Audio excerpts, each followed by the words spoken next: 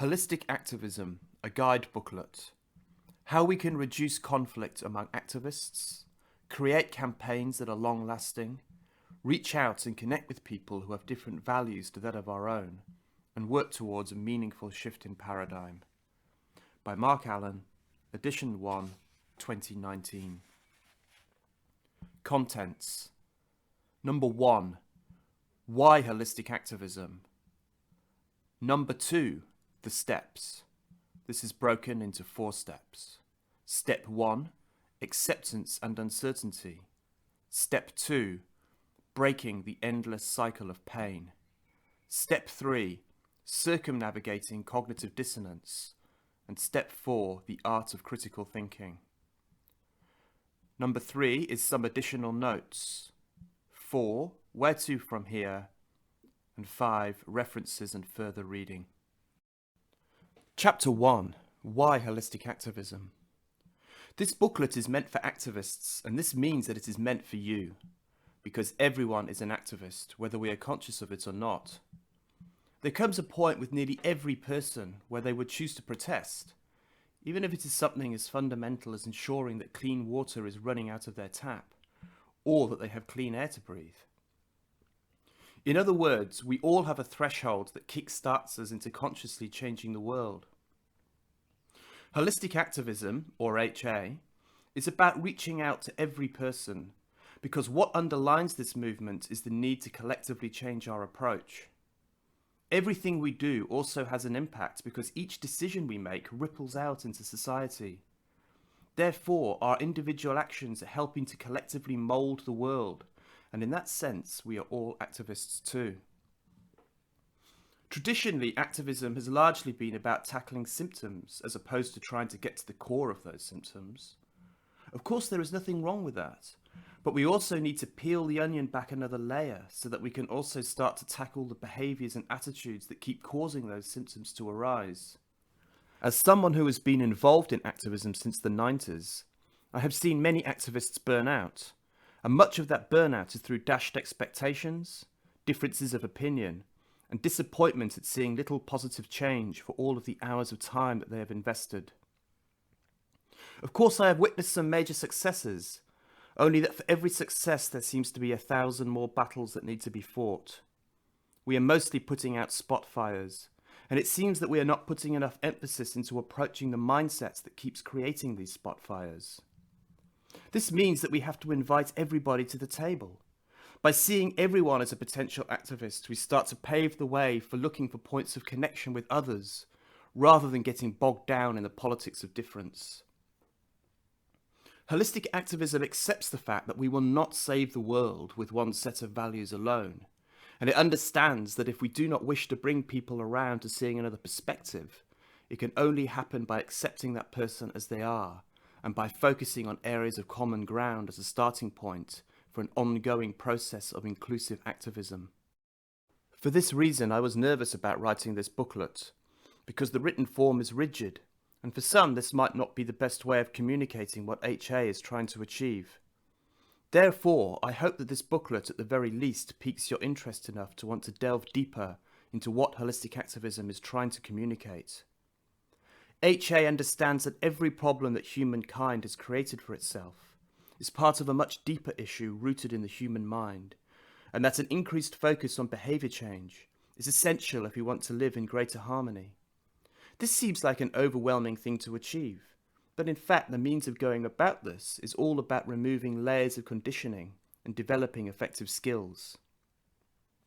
It also accepts that on the front line of activism, there are going to be times when it is impossible to be holistic, but this doesn't mean that we cannot allow ourselves to feel compassion for the people whose pain we are up against. We must assume that there will come a time when the people who we perceive as enemies today will one day be given the opportunity to feel part of a holistic movement that transcends their own pain. In order to have this insight and compassion, we also need to acknowledge our own pain and have compassion for ourselves. Breaking this cycle of pain is integral to holistic activism, but to break this cycle we must find peace in acceptance and uncertainty. Chapter 2. The Steps. Step 1.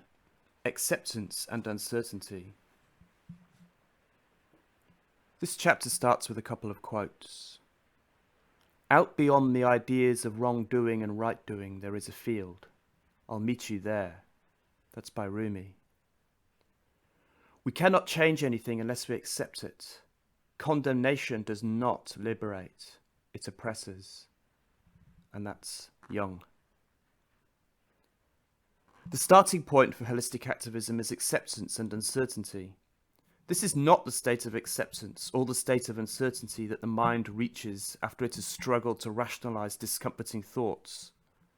It is the acceptance and uncertainty that precedes thought. It is the deep acceptance that is presence, that the universe is exactly how it is right now, as a result of countless interactions and reactions that have intertwined in countless ways since the dawn of time. It is the acceptance and uncertainty that lies beneath and beyond the mind, before it categorizes thought into what is right and wrong, or good and bad. It is the green field that Rumi alludes to. As Zen priest Steve Hagen writes in his book, Buddhism Plain and Simple, what we overlook is that underneath the ground of our beliefs, opinions and concepts is a boundless sea of uncertainty. The concepts we cling to are like tiny boats tossed about in the middle of a vast ocean. We stand on our beliefs and ideas thinking they're solid, but in fact they, and we, are on shifting seas. This may seem troubling, but in fact it is profoundly liberating.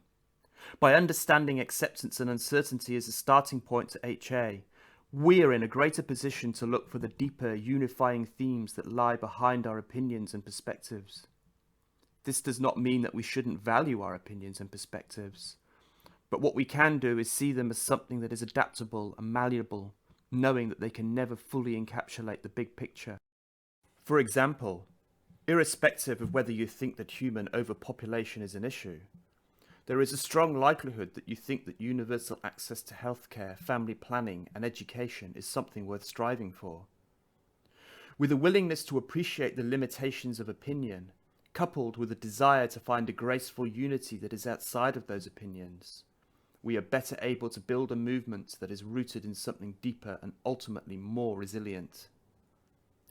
The willingness to comprehend a sense of peace and wholeness in a place outside of language is critical if holistic activism is to work.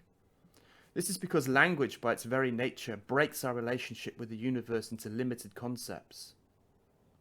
Therefore, understanding and appreciating the limitations of language is crucial in order to prevent us from descending into the endless and uncompromising narrative that leads to endless conflict. Crucially, it allows us to forge our identity in something that is outside of perspective and opinion, and this better enables us to see our worldview as fluid rather than being rooted in dogma. Deep ecology teacher John Seed once told me how it is a common trait among indigenous cultures to have rituals that reconnect people to the space that lies outside of language, because they know the importance of maintaining a connection that is outside of the interference of mind. In the West, we have largely forgotten this. To be still and silent is often seen as lazy and unproductive. When I first learnt mantra meditation some years ago, someone came up to me and said with contempt that there are chanters and there are doers in this world. But by learning to chant, you can learn that most human doing is counterproductive. The flip side to this is what we do end up doing becomes more considered and effective. Of course, chanting is only one of numerous pathways into the space that lies between and beneath our thoughts. There is a growing movement based around meditation and mindfulness in all its forms, and this, of course, is a good thing. But the nature of Western society is such that a lot of this has been appropriated by people with particular agendas. In other words, it has been appropriated by mind. This is why many people enter meditation seeking to achieve some particular outcome, or why corporations, for example, have taught mindfulness as a means of creating more productive workers. In the words of Steve Hagen, from his book Meditation Now or Never, meditation is a practice that saturates your life, and in time can be brought into every activity. It is the transformation of mind from bondage to freedom. In practicing meditation, we go nowhere other than the right here, where we now stand, where we now sit, where we now live and breathe. Meditation, therefore, isn't about trying to achieve anything at all. It is about returning to a space that lies before and beneath the mind's attempt at trying to decide what it should or should not achieve. It really doesn't matter what means you use to reach this state, and it does not matter if you struggle to find this space. Learning to let go is one of the hardest things that I've ever had to do, even though it sounds so simple on paper.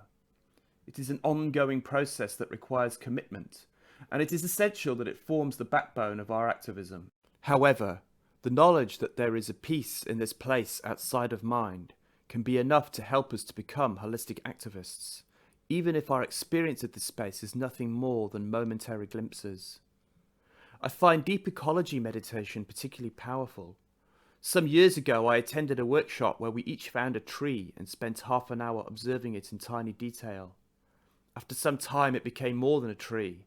It became an entire world that is deeply complex, host to countless life forms, and a vital part of an incredibly complex web of nature.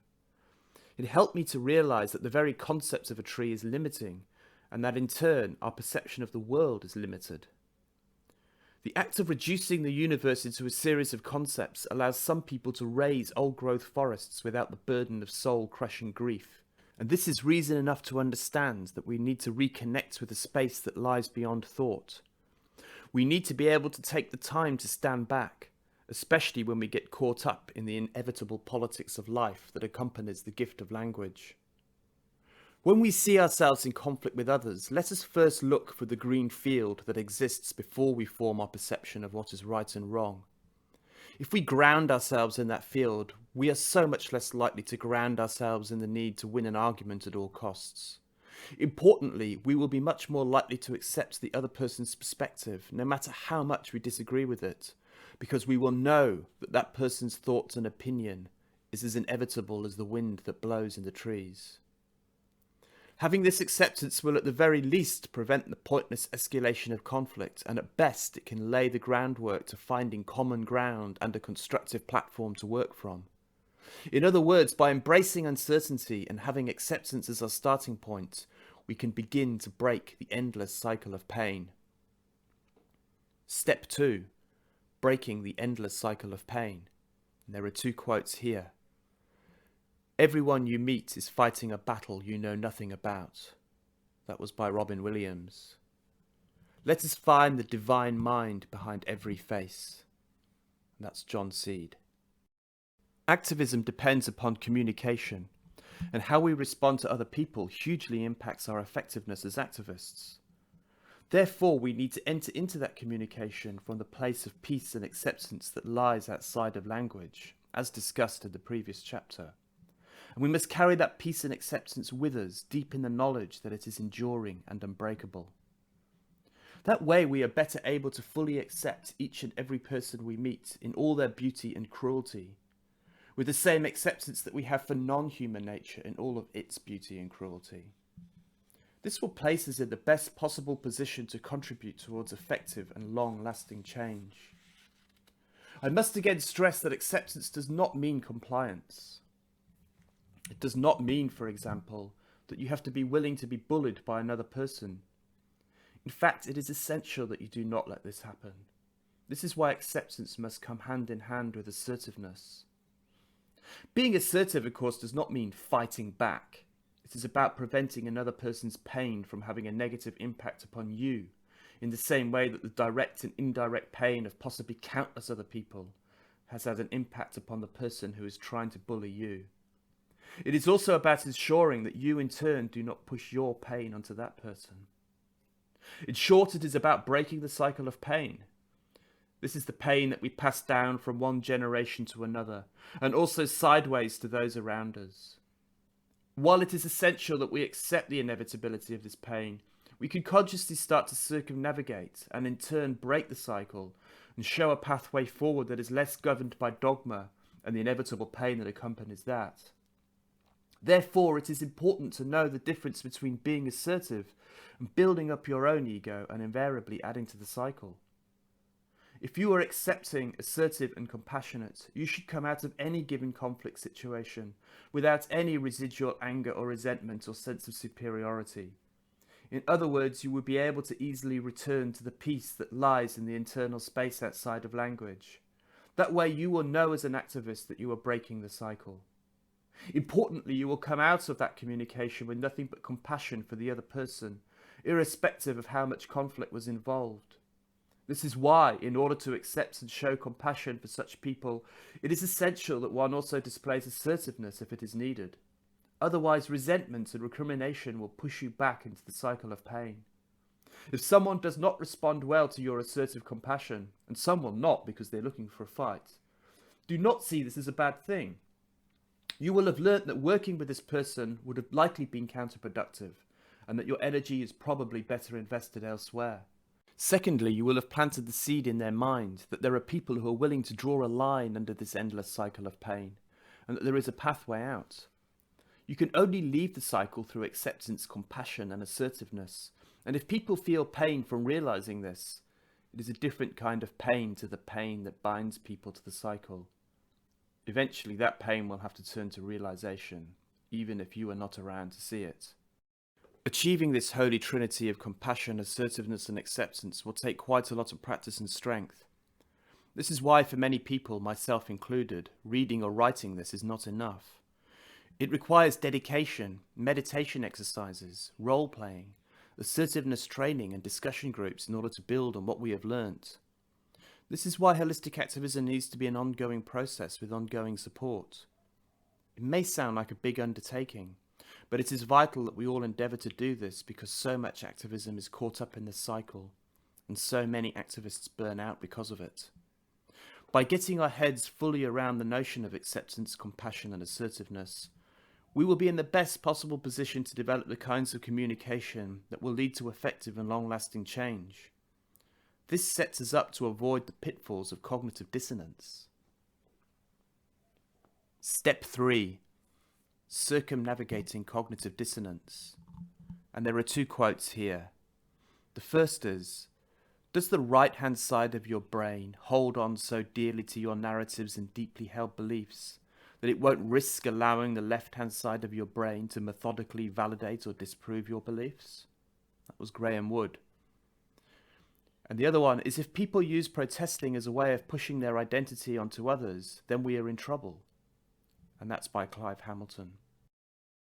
As stated in the first chapter, we are not going to save the planet with one set of values alone, and neither should we try. No single person owns the truth, yet so much discussion is worn down by our attempts at making one opinion win out over another. This is as true in activist circles as it is anywhere else, and it is almost always counterproductive and an ineffective use of our time. This isn't to say that your opinions are not important, or that all opinions are equal, only that your opinion is less likely to have an impact if you go into a conversation with a fixed agenda. The paradox is that you have to let go of outcomes to some extent in order to achieve a constructive outcome, especially as that outcome should be expected to be different to the one that you originally intended. Otherwise, you risk becoming bogged down in the conflict that is directed by the cycle of pain. Nowhere is this more obvious than social media. The very nature of language is reductionist and limiting at the best of times. But when it is done behind a computer screen, it can lead to a whole host of problems that one might otherwise avoid in a face-to-face scenario.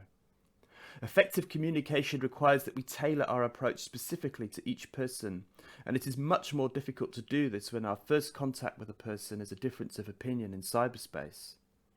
This is why most social media platforms end up becoming echo chambers or pointless exercises in ongoing conflict. Social media does have its place, but we need to ensure that we take the correct approach by knowing when to comment, how best to comment, and when to walk away from a discussion. The reason why I am focusing on social media in this chapter is because most readers will be able to resonate with the challenges that this platform of communication throws up. It also happens to be a good starting point for a wider discussion on the way we communicate and how we can ensure that this leads to the most effective outcome. As discussed in the previous chapter, the key is to enter into a discussion with a holy trinity of acceptance, compassion, and assertiveness. If you have the other person's best interests at heart, it will shine through, and this will lessen the risk of it descending into an exercise in cognitive dissonance. I should say here what cognitive dissonance is. It has a number of slightly different meanings and definitions, but for the purposes of this booklet, and for the movement as a whole, the definition, according to Frantz Fanon, is: sometimes people hold a core belief that is very strong. When they are presented with evidence that works against that belief, the new evidence cannot be accepted. It would create a feeling that is extremely uncomfortable called cognitive dissonance. And because it is so important to protect the core belief, they will rationalize, ignore, and even deny anything that doesn't fit in with the core belief. Therefore, if we could forge our identity in the space that lies outside of language, and understand that people can become so attached to a core belief to the point of dogma because they are caught in the cycle of pain, we could avoid succumbing to cognitive dissonance ourselves. The same process can help others to find a way out of their own cognitive dissonance without losing face. This does not mean that we have to be free of the underlying pain in our lives, only that we can separate it from how we go about interacting with people, and thus help to free ourselves and others from adding to it. The key is to enter into a conversation with the acceptance that the outcome might be different to what you have in mind. This is an approach known as co-regulation, and is a term used in psychology that means a continuous unfolding of individual action that is susceptible to being continuously modified by the continuously changing actions of the partner. Indeed, the process of activism as a whole needs to be seen as an ongoing process that is always open to modification. As long as there is language, there will always be a need for activism, because even in the most utopian of scenarios, there will always be a need for vigilance. Otherwise, there will be a risk that the reductionist nature of language will, in combination with the mind's tendency to equate opinion with identity, lead to tunnel vision and ultimately cognitive dissonance. What we do not want to do, for example, is to replace neoliberalism with some other ism that is just as socially and environmentally lacking. It is important, therefore, to emphasize that the ongoing nature of activism should not be seen as a chore. Instead, we need to convert activism from something that is reactionary and conflict-laden into something that is regenerative and integral to our social fabric. After all, activism is as much a part of the nature of human society as everything else that we hold dear in all its beauty. This regenerative approach to activism must be rooted in our desire to look for areas of common ground or points of connection. Together with acceptance and an understanding of the cycle of pain, many people with different ways of looking at the world can find a way of working together.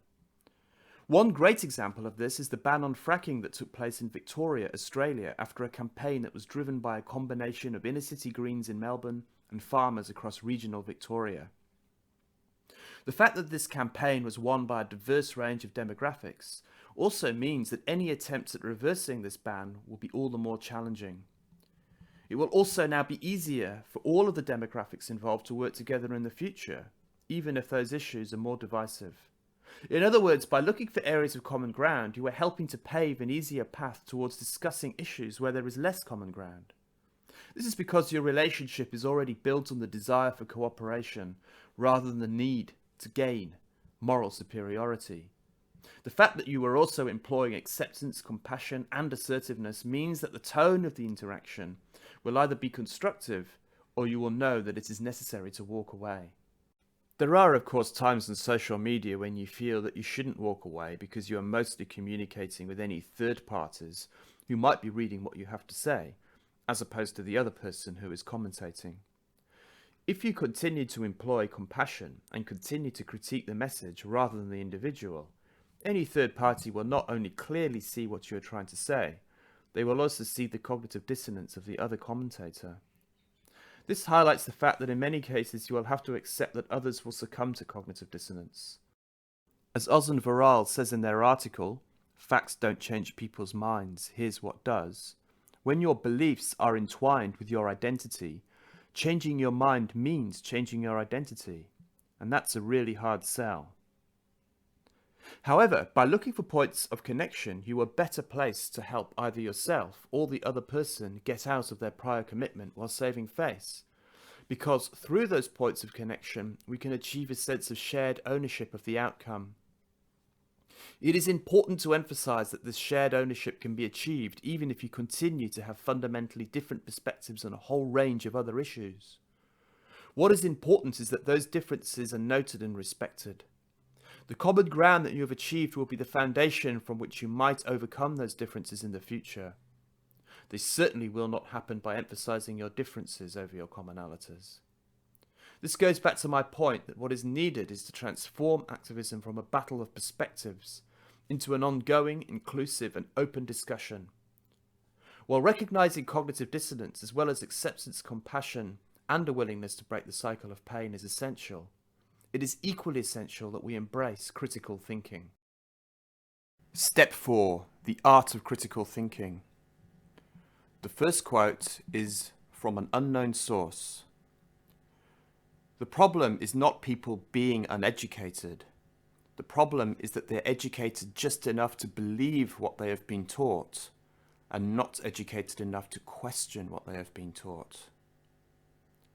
The second quote is from a man named Stephen Tadru. If you cannot get a grip upon complexity in dynamic systems fraught with variables and various possibilities, you will get stuck in the same ossified, useless meme. And there is one more quote by Derek Jensen. If I had to use 2 words to describe human so-called intelligence, they would be confirmation bias. Facts rarely matter, and most of what passes for thinking is simply using whatever cognitive ability we want to rouse ourselves enough to pretend to use, to simply reinforce whatever preconceptions we hold. This is as true for lefties as it is for right-wingers, as it is for so-called moderates, and it's as true for philosophers as it is for religious adherents. Most of the cognitive ability we do use is primarily used to justify whatever predetermined outcome we want to rationalize. It's not because we're stupid, it's because being right is more important than learning we were wrong and learning from the new facts. The art of critical thinking is most effective in combination with all of the aforementioned steps of holistic activism. We have to be rooted in the peace that is always there, prior to thought and between thought. We also have to be rooted in the desire to build common ground as opposed to reinforcing our various identities. Otherwise, critical thinking alone will not be enough to limit cognitive dissonance or break the cycle of pain. When we add critical thinking, we help to maintain the holistic nature of activism by ensuring that particular perspectives do not gain credence over other equally valid or potentially more valid perspectives. It allows us to understand that the way we compartmentalize our understanding of the universe through discourse is limiting, and that what we describe through discourse is actually a simplification of something that is much more complex.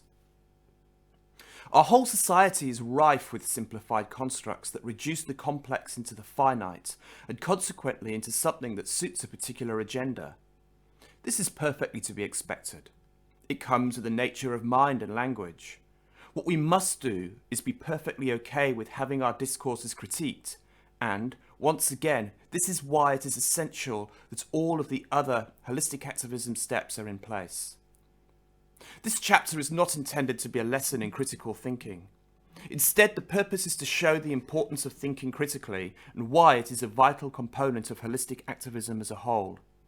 A thorough course in critical thinking is absolutely recommended for anyone who wishes to follow the holistic activism path. And over time, a complete critical thinking component will be written. The purpose of this chapter is to highlight a few methods of critiquing discourse in a way that doesn't entrench division. For example, one critical thinking skill is the ability to recognize when an issue is being broken down into a dichotomy. This technique can often be what is known as a false dilemma, and it forces people to take one of 2 sides.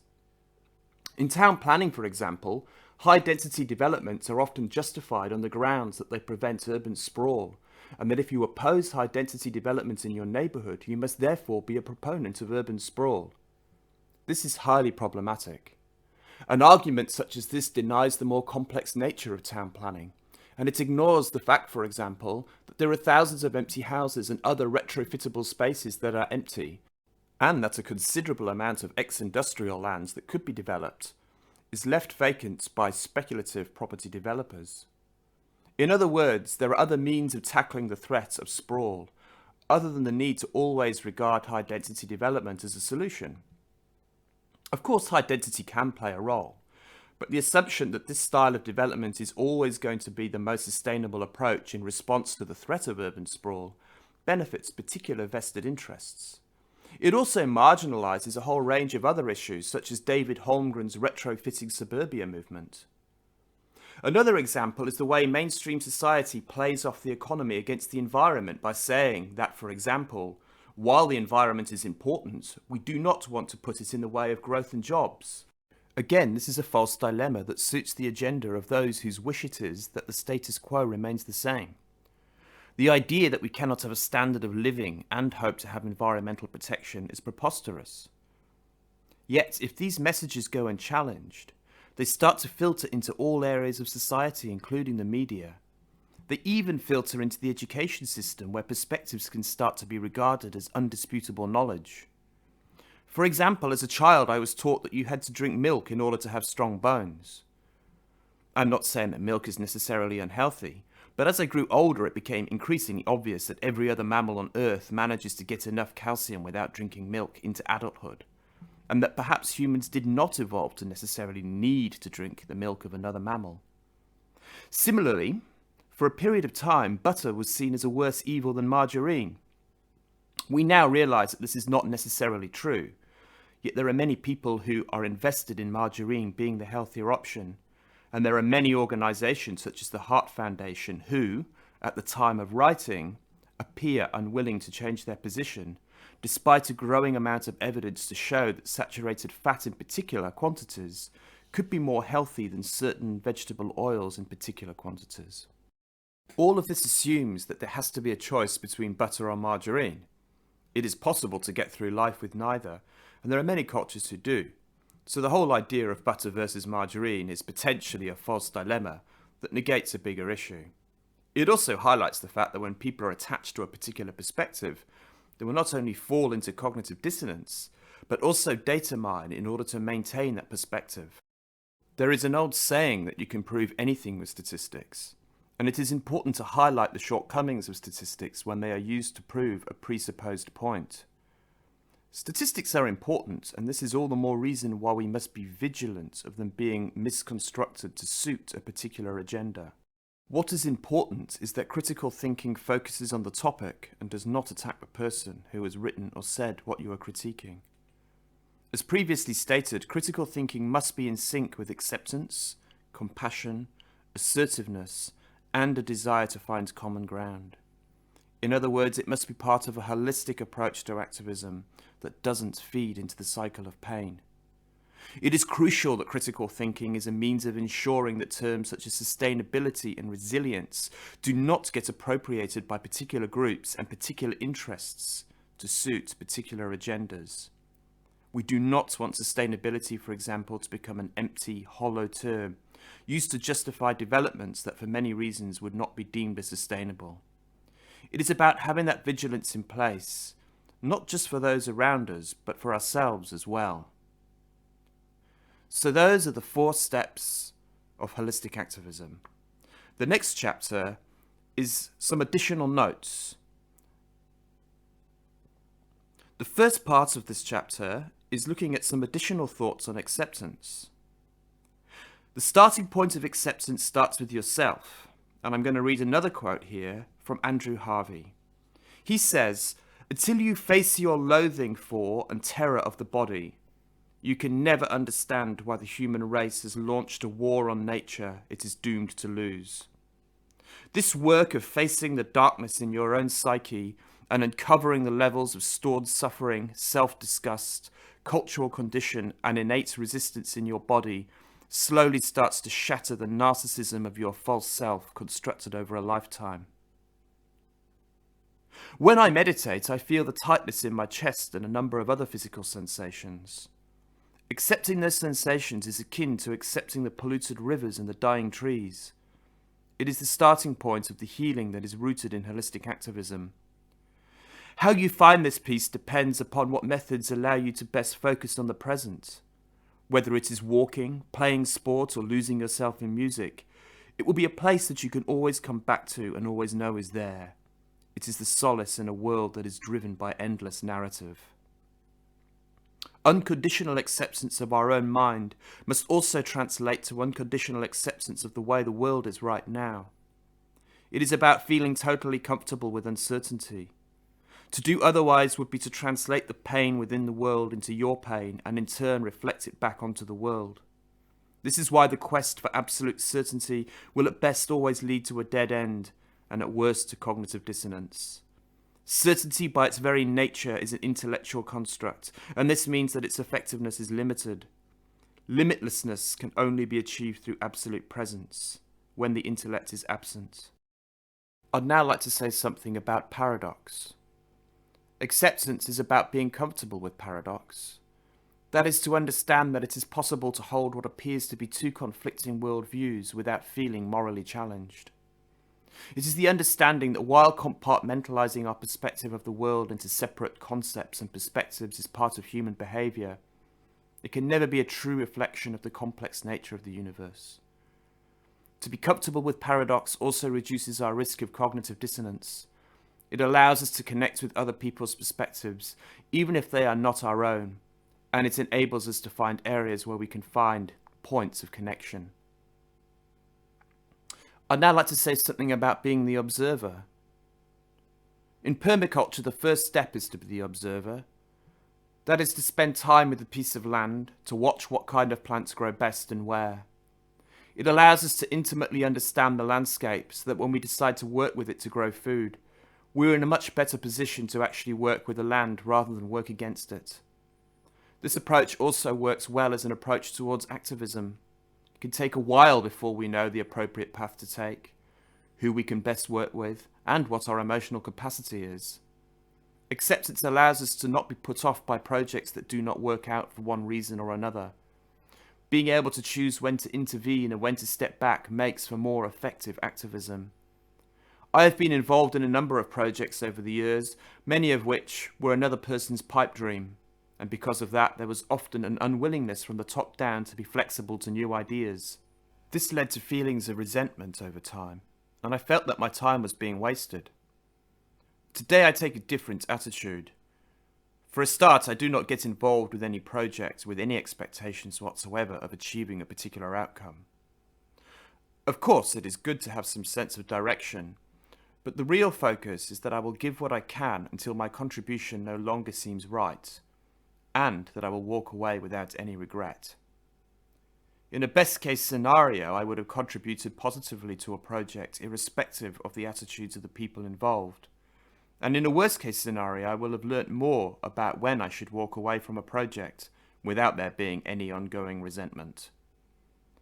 As someone whose activism was mostly in the field of sustainable town planning, I decided to start my own organisation and use that as a method of collaborating with other groups without feeling obliged to be confined to the parameters of what each group stood for.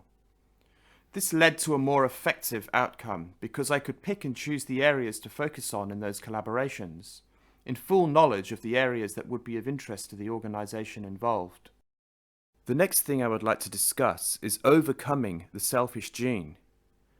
From an evolutionary perspective, one reason why humans are so bad at reacting to global threats such as climate change is because our distant ancestors evolved to prioritise short-term existential threats, as that was more crucial for their immediate survival. This evolutionary instinct is no longer fully serving us, and it is in fact going against us. This is why the next step in our evolution is to transcend the selfish gene. This can be achieved through mindfulness, by observing our behaviour and circumnavigating our evolved tendency to be short-sighted. We do this all the time. For example, when we stare at cakes through the window of a shop, we may crave them as our ancestors learned to seize any opportunity to find themselves a sugar hit of any type. Yet we are able to observe that craving and choose instead to not give in to it because of our greater knowledge. A combination of mindfulness coupled with critical thinking has to be part of any future evolutionary leap. This is discussed in the movie Living in the Future's Past, and I highly recommend it. The next thing I would like to discuss is acceptance commitment therapy. Like many activists, I have suffered from anxiety and have looked towards ways of managing this ongoing problem. After trying different approaches, I discovered acceptance commitment therapy. What made ACT appealing is the fact that symptom reduction is not a goal. It is based on the premise that trying to get rid of symptoms just goes on to create more symptoms. In fact, it assumes that the psychological processes of the mind are often destructive. So I started to think that the techniques in ACT should be utilised by activists, not just to ensure more effective activism, but also to find ways of initiating broad-scale systemic change without falling into the dreaded cognitive dissonance. As Russell Harris says, in practices such as acceptance commitment therapy, the term acceptance is often used as a way of coping with the present circumstances. However, acceptance should not be seen as being the same as condoning or being content or passive with the way the world is. Instead, it means understanding and coming to terms with past events that have led to the present moment, in the knowledge that the future is never set in stone and that change is always possible. I would now like to share some additional notes on critical thinking. The world that we live in is a complex web of truths. Many of these truths are part of our reality because certain voices are louder than others, and because we live in a society that generally does not pursue critical thinking. This is partly because those louder voices have nothing to gain from people thinking critically.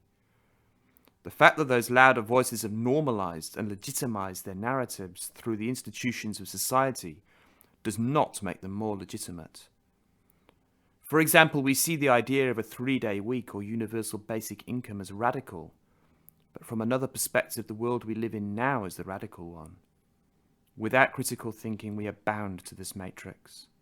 Free speech is important, but so too is the ability to think critically. To promote one while denying the other can lead to cognitive bias on a massive scale. This leads to everything from climate change to mass shootings.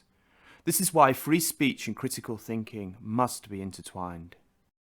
That ends Chapter 3. Chapter 4 is Where to from here. If you connect with the issues discussed in this booklet, it would be great if you could join the movement. This is about trying to create a paradigm shift that goes deeper than much needed systemic change. Holistic activism aims to be one part of the conversation that will help to make this shift happen. Reading or listening to this booklet is not enough. It takes so much time to reverse our conditioning. Therefore, practicing holistic activism needs to be an ongoing process. There will be regular workshops, meetups, and discussion groups. We also need to recruit and train facilitators to make this happen and to spread the movement. That said, holistic activism is an ongoing conversation, and it will likely change over time. This booklet is only the start of that conversation, and that is how it should be. No discourse should be rigid and uncompromising to change. This booklet is the start of that process. Right now you are reading the first edition, or should I say, right now you are listening to the first edition, so we are at the very beginning. Please check our website, which is www.holisticactivism, which is all one word, .net. That is www.holisticactivism.net. This is a great resource for getting further involved.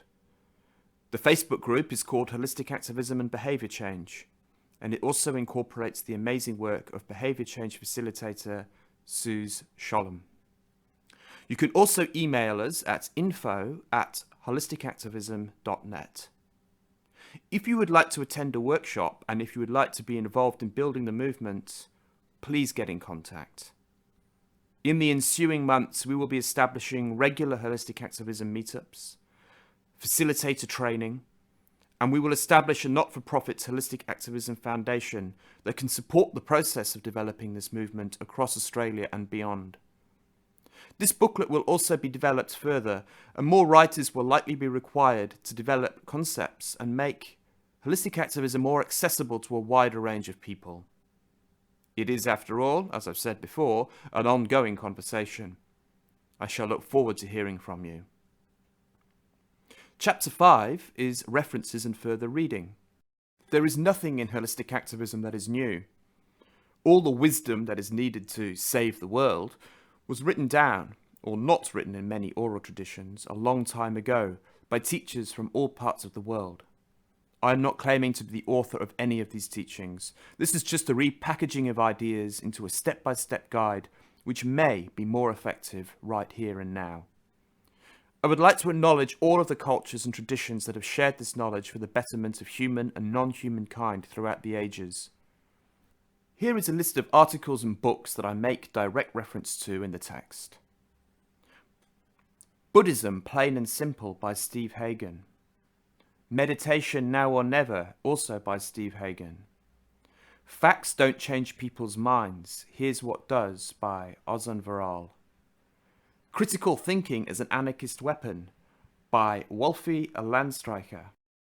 Embracing Your Demons, An Overview of Acceptance and Commitment Therapy by Russell Harris. And last but not least, The Hope, A Guide to Sacred Activism by Andrew Harvey. I would now like to recommend some additional reading and watching. The first one is Society is Made of Narrative. Realizing This is Awakening from the Matrix, and that's by Caitlin Johnston. The next one I'd like to recommend is Collaboration and Empathy as Evolutionary Success Stories, which is an online document by Daniel Christian Wahl. That's W-A-H-L. The next one I'd like to recommend is How to Get People to Overcome Their Bias by Tom Stafford, and that is also online.